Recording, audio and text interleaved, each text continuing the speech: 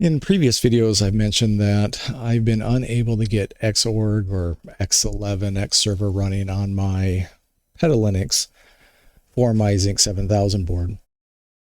In this video, I am going to talk through getting Wayland and Weston up and running. And so here's just a real quick blurb from Copilot about Wayland and Weston. I know very little about these. All I'm looking for is a user interface to run on my Zynq board just for the fun of it. Really not a practical purpose here necessarily, and just to learn about some of this stuff. So Wayland, it looks like this is more about the server protocol. Weston is more about the implementation of the desktop environment. So I want to get those up and running just to see if I can get them running. It's the first question. Knowing that up front that I have a video configuration that doesn't have any acceleration support, I know going into this that performance isn't going to be good. And as I've gotten into this, I've definitely seen that performance is far from acceptable if you're going to actually try to use this. So this was more of an educational little experiment than it was anything beyond that. So maybe I'll point out some things I did have to change right away as I got into this. For any of you that have been following my previous videos, I did make a change in my Vivado design, and I'm going to point that out briefly, along with a change to my DTSI file. So this device tree for my Linux, as I go down through it, there's a section where I set up I'm using a Digilant driver. That's their HDMI driver that I'm for the most part using as they've published it. But then as I get into this, then I am setting up this Xilinx, programmable logic display portion of this. And previously I was using this for the format, what they call V format. So this has to do with the pixel and color data format. And I was using an RGB, well, it's labeled RG24. And so this is like, was it 4cc is what is called the 4-character reference. There's, I guess, a standard or something for that. But anyways, RG24 is what I was using. But as I was trying to run Weston, it basically said that's an unsupported format. And it wanted me to use an XRGB, basically a 32-bit XRGB type of setup, and X meaning that pad it with 8 bits or a byte, and then 8 bits for red, 8 for green, 8 for blue. So it's 4 bytes. 1 byte is just zeros, if I understand it correctly. But this format I was using was not working because I think I'm just sending 3 bytes of data. But what I did is I went back into my block design. I did a couple of things. I'll point those out. In my AXI VDMA setup, I did change this so that stream width is 32. And I dropped some of these others down to 32, like the memory data width. I had it at 64, which I don't think is necessary. I only have a gig of DDR on this. So I've got that at 32. I've got these bursts at 32, or at least the write at 32. Read is at 16. You can read through all of this as I've got it set up. And those I'm sure can be adjusted and tweaked. But the biggest thing for me was this stream data width I set to 32. I also came over to my AXI 4 stream subset converter, and I just set that to read 4 bytes instead of 3 because of the previous change I just made. And previously I had 4 bytes over here. So bring in 4 bytes, send out 4 bytes, and I'm just taking the red, green, blue data, putting it in here and padding it with the 8 zeros up front. And so that's what that looks like. And then over here, there's an AXI 4 stream to video out. I have this set to RGBA, and I don't think I changed that from previous, but that should be it. So it was really adding in, making sure that as I got into this on the converter that I was having 4 bytes there, and that over here I changed this to 32 instead of 24. But did that, and then of course went into my DTSI. I changed it from RG24 to XR24. I know I've seen some posts where people have tried XR24, it doesn't work for them. They try RG24 and it does. And it just has to do with, are you reading the 3 bytes or 4 bytes in Vivado, I believe. So the way I had that set that I just showed you along with XR24 now works. And Weston is happy with that. It sees it as this XRGB and doesn't have any complaints with it. So then I'm going to jump over to my little board here, and the board that I have again, let me just pull this board up, and that would be this right here. So this is the board I'm using.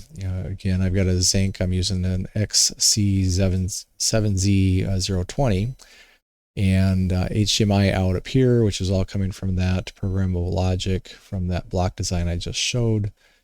And then over here I have this little expansion board that is giving me some SPI headers and my audio. And I mentioned the audio because I'm going to use a little bit of that in this video. So this is a little hat for a Raspberry Pi. It gives me a WM8960 codec to use. And so I'm controlling that from the Zynq over here. So I have my HDMI and I have my audio as I get into this. And this is the actual output on the system itself. So if I go back to this little visual, and I'll just make this small. But this HDMI output is going to my workstation that I'm recording from here.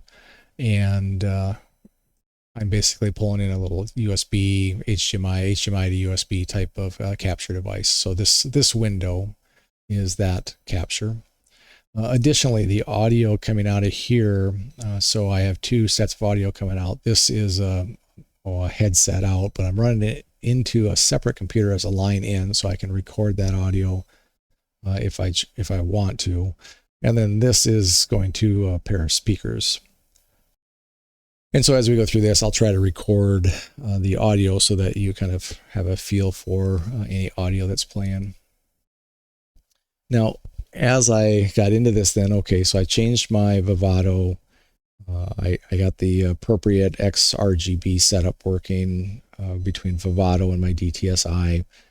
I then had to come into my Petalinux, and in Petalinux I did add in some additional recipes, and I'm sure there are, and I'll just throw out the warning, anything I do in Petalinux, I'm just hacking my way through it, so don't take this as the right way necessarily to do things. But in Petalinux, I did come into my project spec and meta user and config, and under the user rootfs, I have this list currently. So I've kind of been just building up as I go through the videos, and my sound stuff would have gotten me up through this. I've added nano, I've added some other things as I've gone. But now I've come in and I've added all of these. So Wayland protocols, Wayland utils, Weston init. I then also added in VLC, and then PCMan FM, which is like a little file manager utility that runs inside of Weston. So these are the additions I've added in as I look at this root fs config. Now that requires that as you get out into the file system, that it knows what's providing all of those. And what I found myself doing is I can come in here and I actually had made my own layer.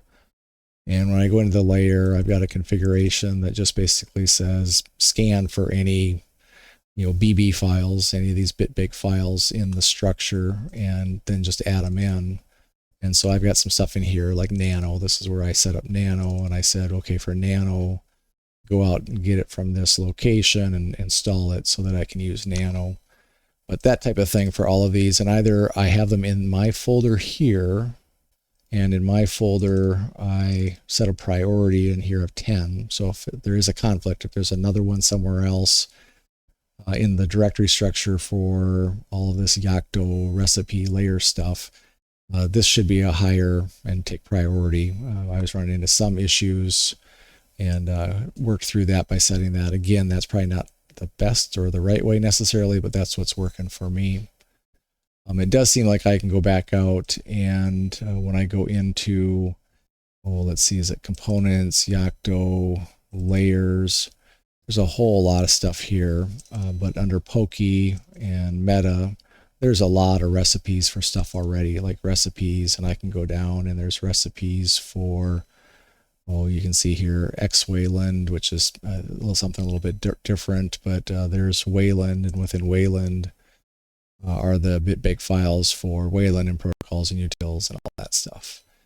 And so you can either point to that stuff that's out there, or in some of these I just copy them into my own layer and set the priority higher, which in hindsight probably shouldn't have been necessary, but I did run into some issues where it was trying to take the wrong recipe from a different type of a build, for example, where I would have an accelerated GPU, which I don't, from one of the other Xilinx products. I don't remember which one it was, but it was not working when it was trying to build on my system. But anyways, I worked through, I have, these things added in to my build as I get into this. So maybe what I'll do then is let's just look at some of the windows that I have up here. I have, again, HDMI output is this window right here. I do have a USB serial connection to my board, which is this window here. And I will probably also use one other window over here that I might just SSH into it. And so if you see me using this one here, that's just probably going to be SSH. So maybe the very first thing I'll do, maybe over here in my HDMI, I'll just make this, I won't make it full screen because I kind of want to leave this USB serial up so you can just see when I run into errors and other things, because it does have issues. It's not quite perfect, but let me go ahead and log in here. I'm going to log in as a user Petalinux. And I might change over to a folder that I've just been dumping a bunch of stuff in as part of my build. At some point, I'll put these in a better location like user share or something. But for now, underneath bin, I just have a folder. And I have a bunch of files in this. And one of them is, maybe a couple of things I'm going to do real quick. I'm going to double check I got my sound working. And one of the things I need to do every time I reboot is make sure I restore the audio levels. Now, a quick way to check that is I can open up ALSA Mixer and just make sure this looks good, and it does. I've got my headphone volume up. That's fine. Maybe I'll turn that down just a notch or two. And okay, that's good enough. And then I'll get out of that. And actually, I'm going to turn my speakers way down. I've done this on some other videos. Now, interestingly, in the background, I can see there's something with my sound card. I haven't rebooted this in a while, that it's not real happy about that. Maybe I will just restart. So let's see, what is it? Sudo reboot. And reboot real quickly. And what was catching me over here is some errors, and these I recognize as my sound card writing to the register didn't like something. And I'm not sure what state this was in, so I'm just going to do a quick reboot just to start clean on this. And part of the problem is I think I'm in and out of 3 different sessions working with the audio, and I'm doing some stuff that I know is not quite right on the audio side, as far as some stuff I'm going to show you here coming up. But so you should see here momentarily that it is going to boot up into Weston by default, and I'm going to come back to that. So for now, I'm just going to hit Control-Alt-Backspace on the keyboard connected to my Zynq board just to bail out of that. And I'm going to log in. And just where I was going before was if I did an ALSA mixer, it's empty at this point. It looks wrong basically because I've not restored my settings. So I'm just going to do an ALSA control restore. That'll restore this the information from let's see, ALSA control restore.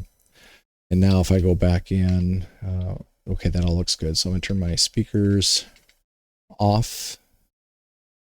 And maybe I'll turn it up just enough so maybe I can barely hear it. Hopefully it won't pick up badly on the mic. But I'll go like that, and I'm going to do a real quick test before I get too far here. A play. I'm just going to play inside of user bin.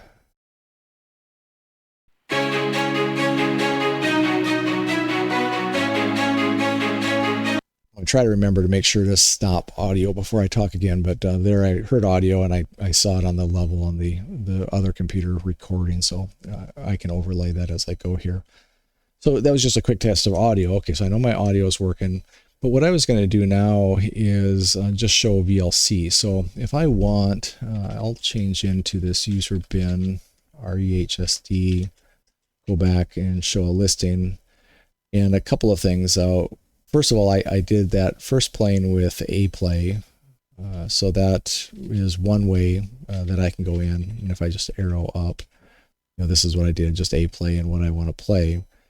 But now I also have VLC, so I should be able to say, VLC and play something.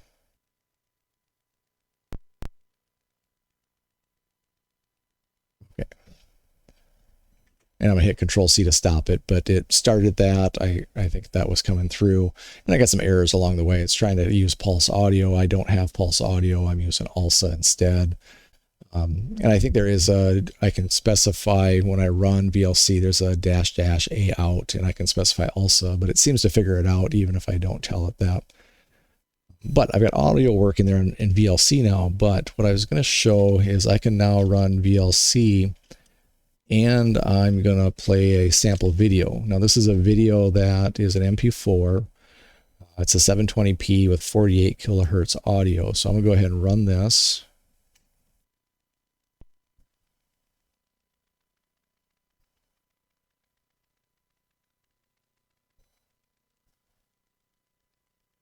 Now, interestingly, what I find is that you might not have heard that audio, because if I go back to my ALSA mixer, I find that something in VLC gets rid of my headphone volume. So in this case, I can see it took my headphones and dropped it all the way down. So I'm going to turn up my normal speaker. I don't know if my microphone is going to pick this up or not, but I'm going to give it a shot. And I'm going to go play this again and see if my mic will pick this up, because I think I have noise canceling, so it seems to not do well with this, but let's try it.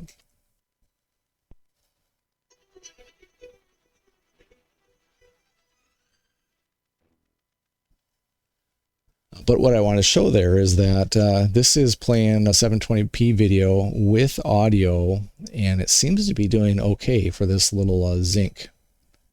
I'll do it one more.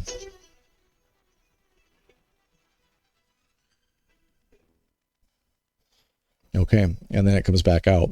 And I might have to overlay, I don't know, the audio here. And actually what I could do, let me see if I can just turn off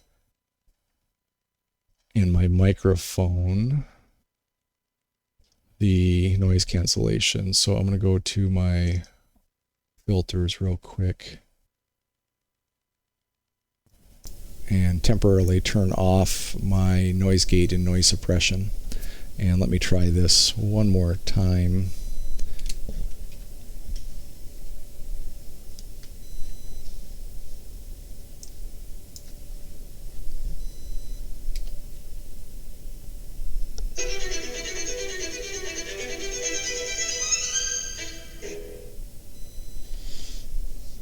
Okay, now I'm going to turn my noise cancellation stuff back on.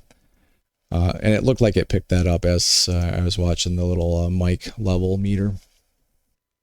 But what I'm seeing though is that I can run this video. It seems to run pretty decently, and it's playing audio, and the audio is coming through nicely too. So audio and video, no concerns with VLC here from this console. Now, what I'm going to do, I think, is restart this just to get a clean, fresh start. And I'm going to go into, I'll get into Weston when it restarts here. So let me do a sudo reboot.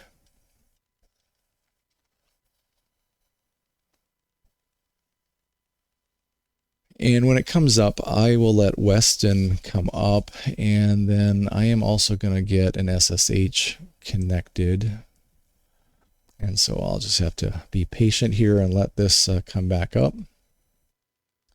And the reason I'm going to have 3 windows up is one is the HDMI output, so you can see what is the, what am I actually seeing as the normal user of the system.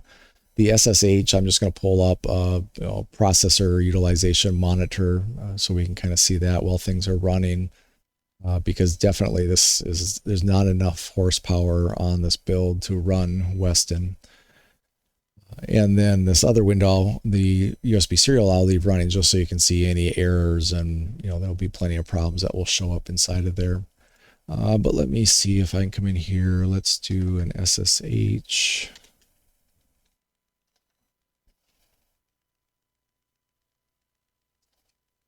SSH into my system, and it tells me that since I last connected, it's got a different basically encryption key or whatever here. So I'm going to go ahead and run this command.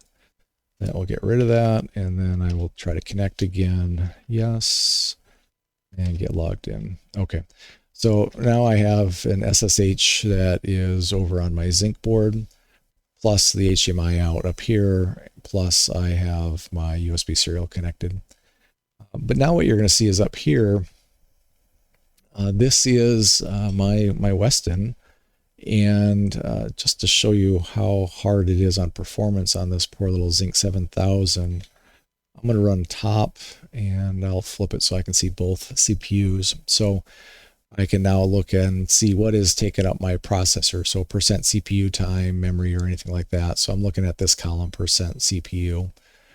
And I'm not really doing much in here yet, but I might just slide this. I don't have enough screen space here, which is a problem. So I'm going to make this a little smaller than it probably needs to be, but this will let you then see what the CPU utilization here is as I do this. And down below, we can see if there are any errors go flying by, which there will be some as I'm working on this.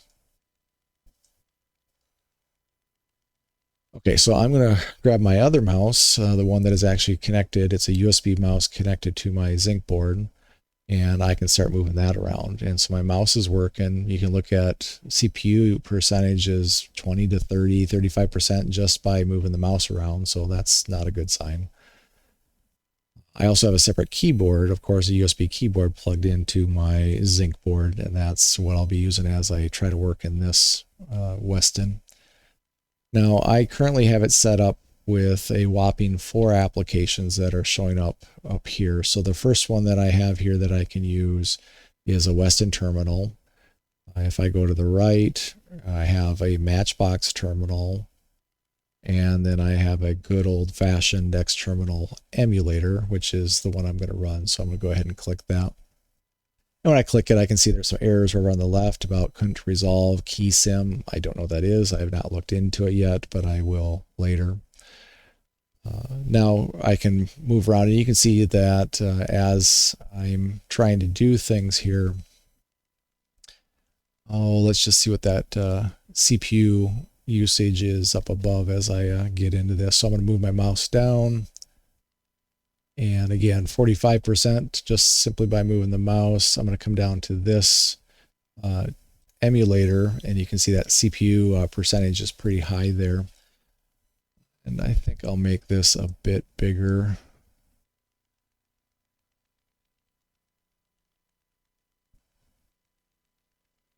Trying to make this as big as I can.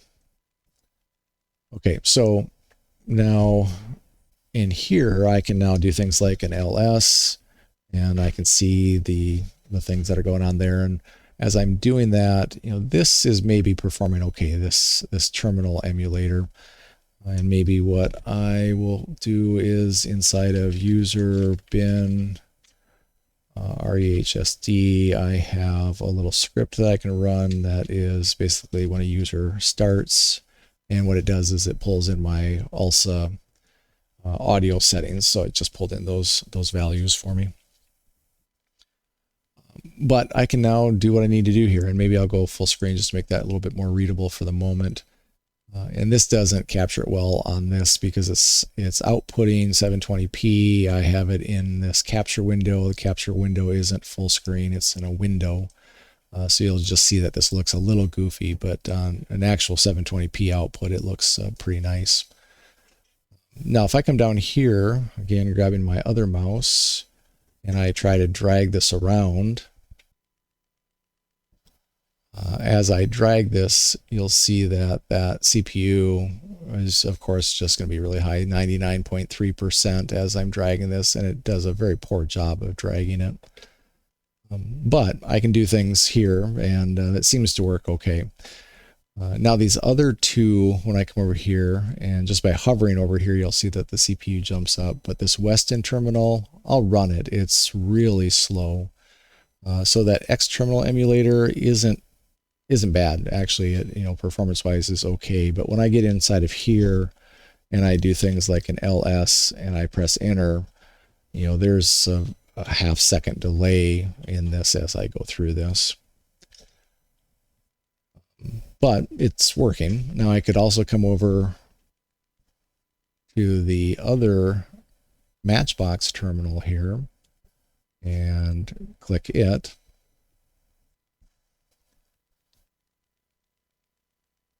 And then I can see that I have that terminal, and I can do an LS and press enter. And again, in the background, I see 91%, 98%. I mean, it's working really hard to do what needs to be done here. But I'm going to close these top two. The terminal window is just really slow. This one that I have right here. And then also this one behind it. And I'm going to just stick with that very back one that seems to perform much, much better, much simpler. And that's probably why it performs better. Okay, so now maybe some other things in here. The next icon that I have up top, if I slowly work my way up to it, is this little file manager. So it's this PCman FM. So I'll go ahead and run that. And by the way, the icons for these, I just grabbed some icons. These aren't if there are official icons, I just grabbed icons for these, and I'm using that. But now I have this user interface. If I want, I can go, navigate, for example, if I want to go into this. Let's just say I get into user bin. So I'm going to come up here and just directly type in where I want to go, because that might be a little faster. User bin rehsd. That pulls up fairly quickly, but I can then see I have some files. I have a little note file that I have out here. I can double click it. And in the background, I can see I'm at 98.7% for a second, but then it pulls up a little, text editor for that. So that's nice that worked. I also have, let's see, this little classic clip for audio, or the little rock clip that I was playing before. I can right click on this, and I do have an option to use VLC that should pop up here. So I can tell it to open up with VLC Media Player or something else. And you'll also notice that same with these sample AVI files. So I could, let me come over and close this. And definitely the hesitation here is pretty heavy, and not an experience that you would want to really actually have to use to do anything productive.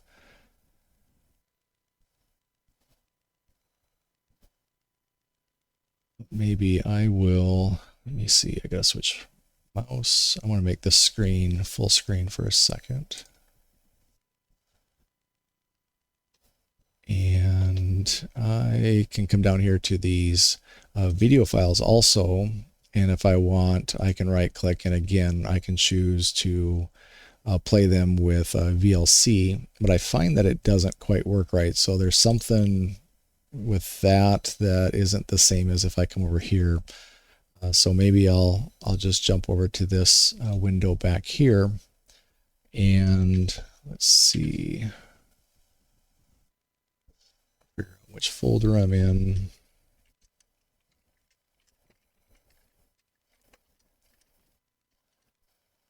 And then from here I could do a VLC, and maybe I'll play classical.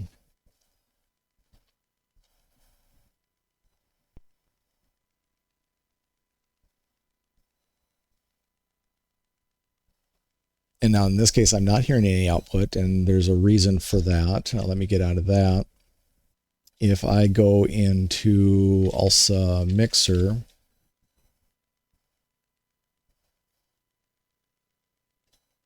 it says connection refused because it's missing the configuration for it. So I need to do basically bring back the configuration for the sound. And I'm just going to do that by running a little script.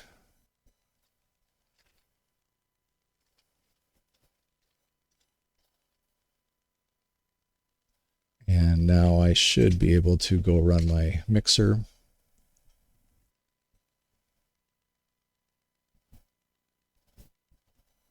And it still doesn't like it. Oh, device or resource busy. I might maybe have it in use by one of these other windows, either when I was outside of this window. Oh yeah, and I can see some errors back here. So maybe I can try something here real quickly. I did inside of this folder, I made a little script to reset my sound, and we'll see if it lets me do it.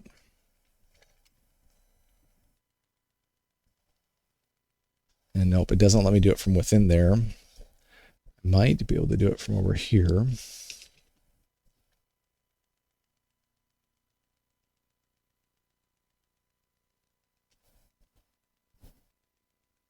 Yeah, and there's some right lock thing going on. So I'm going to just do the easier thing for now. I'm going to reboot. Now maybe it's while it's rebooting, I'll mention that for Weston, there is an INI file, and I did go into that INI file and I lowered some mouse settings and frame rate just in general, just to help a little bit. Don't notice a big difference on the performance, but before I had modified some settings, I noticed that I would get some duplicate keyboard keys. So, and actually it was keyboard and frame rates that I modified. Okay, let me get this pulled up. So I've not done any sound stuff yet, so I'm going to just open up this window. And I'll maybe make this whole thing big.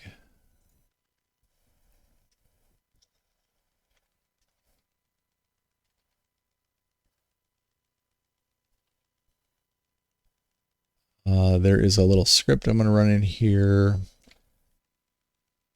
that just does a little quick setup, and really just restores my audio config and make sure I have the Weston configuration in there, which should have already been there. I'm going to just run ALSA Mixer, and okay, that looks fine. And unfortunately, part of the ALSA Mixer is white on white, but I think these levels look okay, and I'll just leave them for now. But now I can look at this list and see that, for example, that rock, I can say VLC and tell it to play the rock file.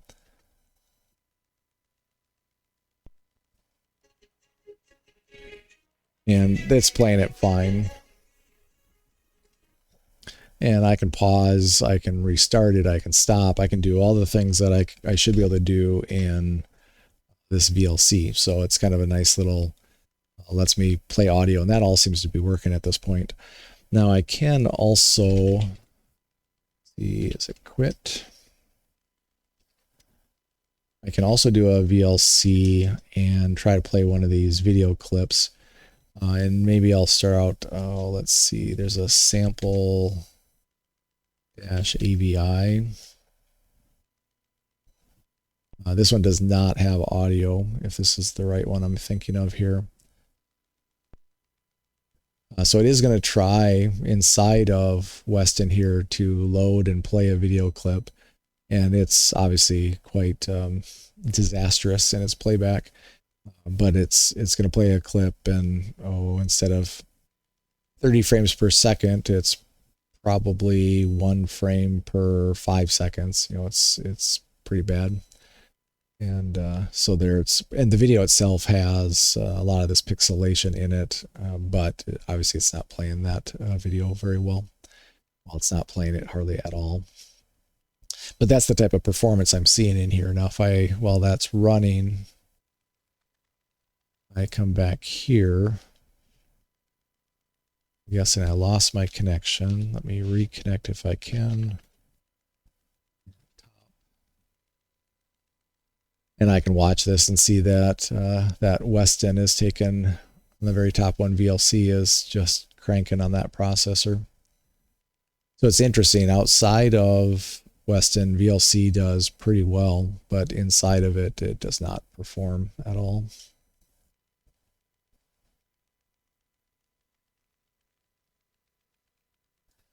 But that's where I'm at so far, I guess, as far as this Weston is concerned. So it's up and running. You know, it's using, again, my PL-based, output of my Zynq processor to get to the HDMI. I'm using the Digilent HDMI driver, essentially, along with some of the Xilinx components as far as IP inside of the block design. Inside of here, performance not great. Let's see, other mouse. Let me pull this back up.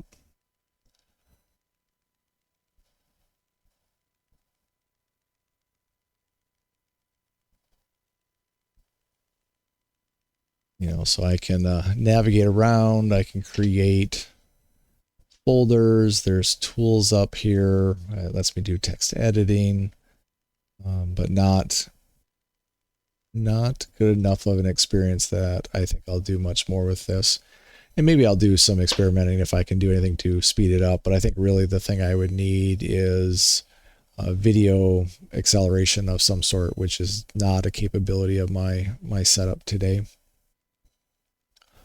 Okay, so I'm gonna maybe pull this down for a minute. Again, you can just kind of watch as performance will settle down as long as I'm not doing anything. But as soon as I come in here, well, let's go see what help about tells me.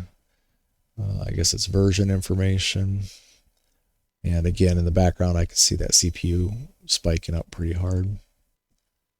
If I get out of this, so Control-Alt-Backspace gets me out of that. I should then be able to log in.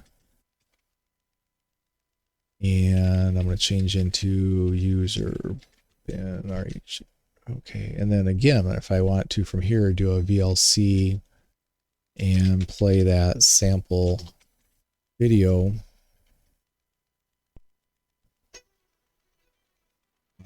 audio's coming through fine if it's not picking it up, but it again plays it pretty well out there. But just showing me that there is a lot of overhead to that Wayland Weston user interface.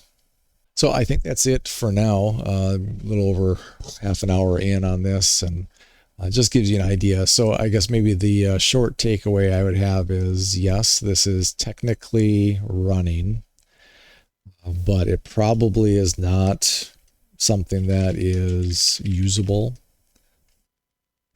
for any practical purpose. So if I want to do some type of user interface, this is not the path. I might still try to get Xorg running because I'm just curious, will it run as badly, or will I see something different there? Or finding there's some other options for more lightweight user interfaces, and that might just be me designing my own user interface a little bit with some other tooling, but something that is simpler and more of a graphical menu versus something that I'm going to actually be able to move a mouse and drag around things, etc. If any of you have worked on some of this, you've got any pointers or tips on trying to make this stuff run better on a Zynq-7000, do let me know. Now, again, my board, maybe one thing I would love to be able to do, if I come back, my board is leveraging a 20, so it's a Z020. I believe if you go up to the 30 or the 45, you now do have options, maybe some better options to get into things like PCI Express, and then I suppose you could have a PCI Express based accelerated video card or something along those lines. But I was just poking around at the pricing of the 30 and the 45, and they're really expensive. These I picked up for don't remember what it was, 20 US dollars or whatever it was. So it wasn't a big deal to lose or destroy one of these, but if I get into the hundreds or thousands of dollars, that's not something I can afford to do. So not an option for me at the moment. Thanks for watching. Do let me know if you got ideas, tips, tricks. Otherwise, I'm going to just figure out what the next fun little thing to do with this board might be. Just validating that I can run some user interface stuff at this point. I can run now VLC from a command line, which does perform well. And I'll see what other things I could find that might be interesting.